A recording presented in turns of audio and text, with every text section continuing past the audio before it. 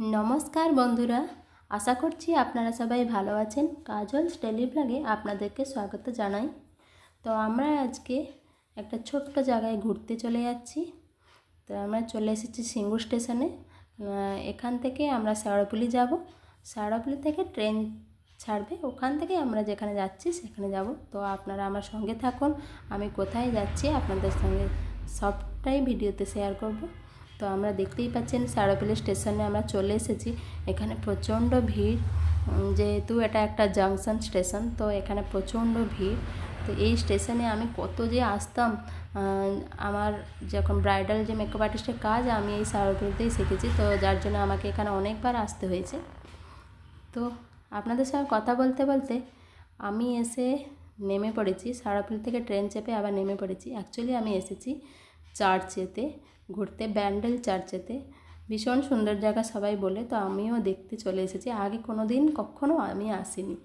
তো যেহেতু এটা ডিসেম্বর মাসের জন্য, তো এখানে খুব সুন্দর ওরা সাজিয়েছে, ভীষণ সুন্দর সাজিয়েছে।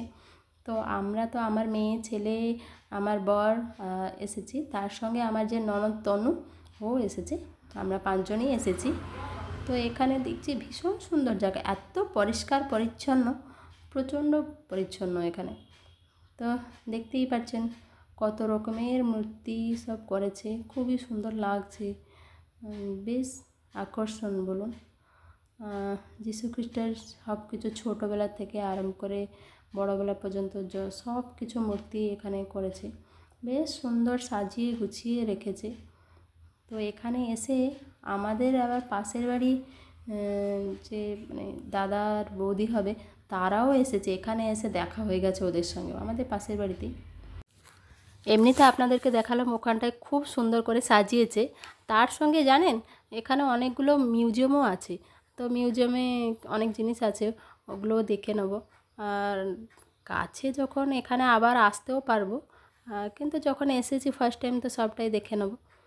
তো দেখে নেওয়ার পরে নাকি ওখানে একটা প্রেয়ার হল আছে, খুবই বড়, ওখানে খুবই সুন্দর। তো ওইটা দেখতে যাব।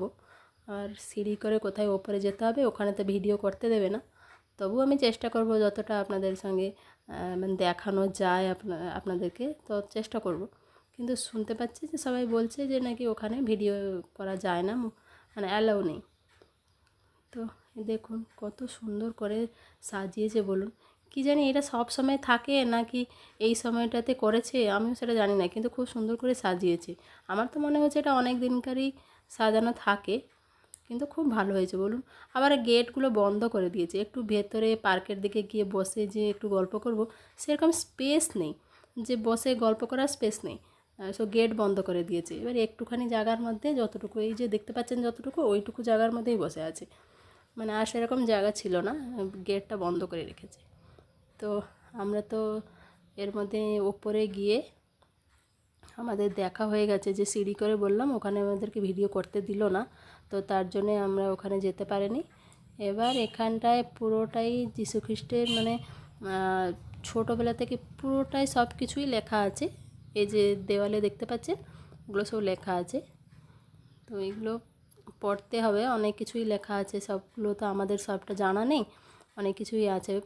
আর আমার এই সঙ্গে একটা ছোট ছেলে যাওয়ার জন্য আমি তো ওসব পড়তেই পারিনি, ওই জন্যে ওগুলো ফটো তুলে নিয়ে এসেছিলাম যে বাড়িতে এসে পড়বো, যে কী মানে লেখা আছে, সবটা তো আমাদের জানা নয়।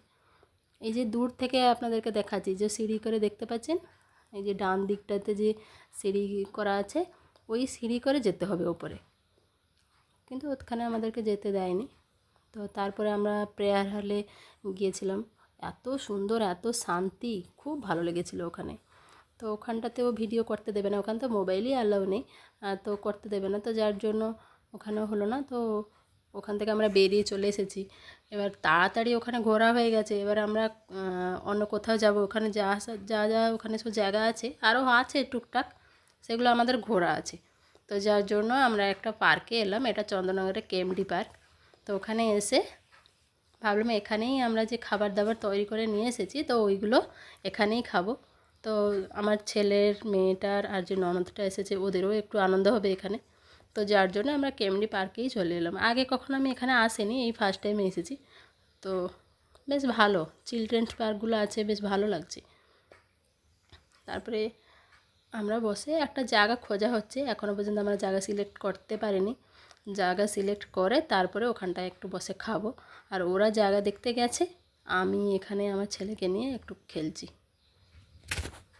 যাকে পার্কের ভেতর দিকে একটা সুন্দর জায়গাও আমরা পেয়ে গেছি। ওখানে বেশ গাছ লতাতে তো ভর্তি, আর সামনে একটা পুকুর ছিল যেখানটায় বোটিং হচ্ছে। তো তার সামনেতেই একটা জায়গাও আমরা পেয়ে গেছি। তো ওখানটায় বসে আমরা খাওয়া দাওয়া করব। তো দেখতেই পাচ্ছেন সামনে বোটিং চলছে, আমরাও বোটিং করব। খাওয়া দাওয়া মিটে গেলে তারপরে আমরা বোটিং করব। বেশ মানে এখানে আমার জায়গাটা বেশ ভালো লেগেছে জানেন। ওখানে যেমন একটা কি হয়েছে সমস্যা, যে ওখানে যে ব্যান্ডেল চার্চেতে ওখানে গিয়ে কিছু খেতে পারবে না জানেন, একটা ক্যাডবেরিও পর্যন্ত ওখানে কিছু খেতে দিচ্ছে না।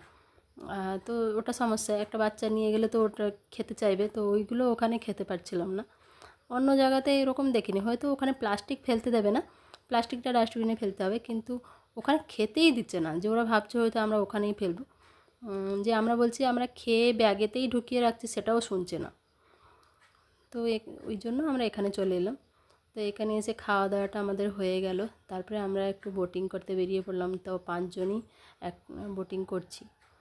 আর বোটিং করার সময়তে জানেন খুব মজার বিষয় হয়েছে। তো আমরা বোটিং করছি একটা জায়গাতে, আপনাদেরকে ওটা দেখাবো। গাছটা খুব নিচু হয়ে আছে, তো পুরো জলেতে ঠেকে আছে। ওই গাছেতে একটা সাপ ঝুলছে। এবার আমরা তো ভুলে ওই দিকেই চলে গেছিলাম, কিন্তু আমার মেয়ে দেখতে পেয়েছে যেমনি সাপ, তো সঙ্গে সঙ্গে ওখান থেকে ব্যাকও করতে পারছি না, কারণ আমাদের তো এত এক্সপিরিয়েন্স নেই যে সঙ্গে সঙ্গে আমরা বোটটাকে ঘোরাতে পারবো। তবু চেষ্টা করে সঙ্গে সঙ্গেই আমরা ওদিকে আর যাইনি, কিন্তু তারপরেই অন্য একটা বোট ওইদিকে ঢুকে যায়। ঢুকে যাওয়ার পর ওরা হাতে করে ফেলে দিচ্ছে জানেন। আর আমরা তো দেখেই অবাক। আপনাদেরকে দেখাচ্ছি যে সাপটা হয়তো দূর থেকে বুঝতেই পারছেন যে গাছটা পুরো নিচু হয়ে ঠেকে আছে, ওটাতেই সাপ আছে। সে যে সাপই হয়তো বিষাক্ত সাপ নয়, তাই ওরা হাতে করে ফেলে দিয়েছে, কিন্তু বিষাক্ত না হলেও সাপ তো। আমাদের তো ভীষণ ভয় লেগেছে। তো আমরা বোটিং তো করতেই থাকছি। শুনলাম যে 25 মিনিট নাকি বোটিং করার টাইম, আমাদের প্রায় 45 মিনিট হয়ে গেছে, তখনও আমাদেরকে ডাকছে না। কি বোট নম্বর 11 ছিল, আমাদেরকে ডাকছেই না। তো আমরাও মজা হচ্ছে, আমরা খালি ঘুরেই যাচ্ছি ওরা কখন ডাকবে তারপর যাব, কিন্তু শেষ পর্যন্ত কী হলো, ওরা আর ডাকলোই না। তখন আমরা বাধ্য হয়ে, যখন প্রায় 1 ঘন্টা হতে চলছে, তো তখন আমরা ফিরে গেছি। এই যে দূর থেকে দেখাচ্ছি সাপটাকে, ওইটাই ঝুলছে, দেখতে পাচ্ছেন তো। তারপরেই আমরা মানে, তাও আমার মেয়ে বলছে ওরা তো ডাকেনি এখনও পর্যন্ত, তুমি কেন যাওয়ার জন্য ব্যস্ত হচ্ছ। কিন্তু কিছু করার আছে, এতক্ষণ থাকা যায় বলুন? 1 ঘন্টা। আর আমাদের তো অত অভ্যেস নয়, আর পায়ে করে সেই বোটিং চালাতে খুব কষ্ট হচ্ছিলো। শেষ পর্যন্ত সন্দেহ হয়ে যাচ্ছে এবার বাড়ি যেতে হবে, তো যার জন্য আমরা নিজেরাই চলে গেছি। তারপরে গিয়ে একটু আবার ছেলেটাকে নিয়ে একটু পার্কেতে খেলাধুলো করলো। ওই স্লিপারগুলো আছে, স্লিপারগুলোই বেশি চাপতেও ভালোবাসছিল, তো ওইগুলো একটু খেলাধুলো করলো। এবার আমার মেয়েরা যে গেছে, ওরা তো ফটোশ্যুটেই ব্যস্ত, ওদের ফটো তুলে আর হচ্ছে না জানেন। আমি গিয়ে ওখানে একটাও ফটো তুলতে পারিনি, আর ওরা সারাক্ষণ ফটো তুলে যাচ্ছে। তো ওদের ফটোশ্যুট হতে হতেই মানে একটা বেলা দরকার ওদেরকে ফটোশ্যুট করতে। যাই হোক, ওরাই করবে, কারা করবে তাহলে। তো আমার ছেলে ওখান থেকে বেরোবে না, তবু টেনে টুনে ওকে নিয়ে আসার জন্য চেষ্টা। তারপরে আমার ননদ ফোন করলো। আমার ননদের বাড়ি তো আপনারা জানেনই, তো চন্দননগরেই। তো ওরা ফোন করলো তো আমাদের বাড়ি আসতে। তো এখানে আমরা যখনই ওদের বাড়িতে গেলাম, এবার ওরা আর ছাড়লো না, বললো আজকে আর যেতে হবে না, একবারই খাওয়া দাওয়া করে কালকে চলে যাবে। তো যাই হোক, আজকের ভিডিওটি এই পর্যন্তই। আশা করছি আপনাদের সকলকে খুব ভালো লাগবে।